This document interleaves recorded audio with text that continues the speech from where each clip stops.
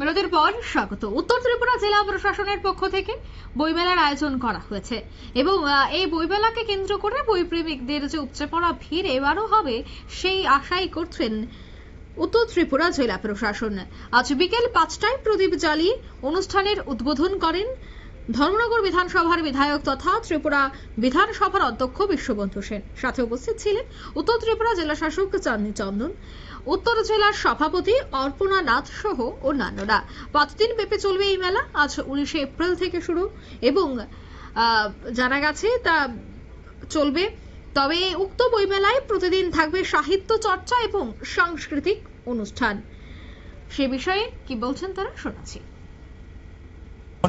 তো সকলের একটা মনের আবেগ, বইমেলা কেন হচ্ছে না, আগরতলা হচ্ছে, কৈলাস উদ্ভাবনা, মানুষের সমস্ত হৃদয়ের আবেগটাকে আজকে পরিস্ফুটিত করা সম্ভব হলো। মনে করেন আমাদের সরকার, আমাদের মাননীয় মুখ্যমন্ত্রী মহোদয়, আমাদের অনারেবল ডিএম ম্যাডাম মহোদয় সবাই মিলে এই বইমেলার যে আয়োজন হয়েছে তা ধীরে ধীরে সফলতার দিকে এগোচ্ছে। সাংবাদিক ভাই বন্ধুরা আমাদেরকে মানসিকভাবে সাহস সহযোগিতা জুগিয়েছে। 5 দিন বেশি বইমেলা হবে। আমরা চেষ্টা করবো সামনের বার যদি আমরা 1-2 দিন বাড়াতে পারি।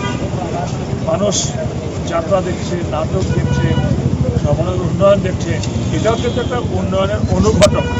বইমেলা মানুষের মনের প্রাণের সমস্ত ভাবাবেগগুলো জড়িয়ে থাকে এক একটা মেলাকে কেন্দ্র করে। বইমেলা তো সাহিত্য চর্চায়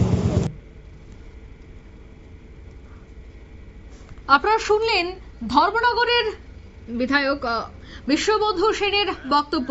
উত্তর ত্রিপুরা জেলা প্রশাসনের উদ্যোগেই এই বই মেলার আয়োজন করা হয়েছে। প্রত্যেক বছরের মতো এই বছরও এই বই মেলায় প্রচুর সংখ্যক বই প্রেমিকেরা উপস্থিত হবেন বলে কিন্তু মনে করা হচ্ছে। নিয়ে নিতে ছোট্ট একটি বিজ্ঞাপন বিরতি, সঙ্গে থাকুন।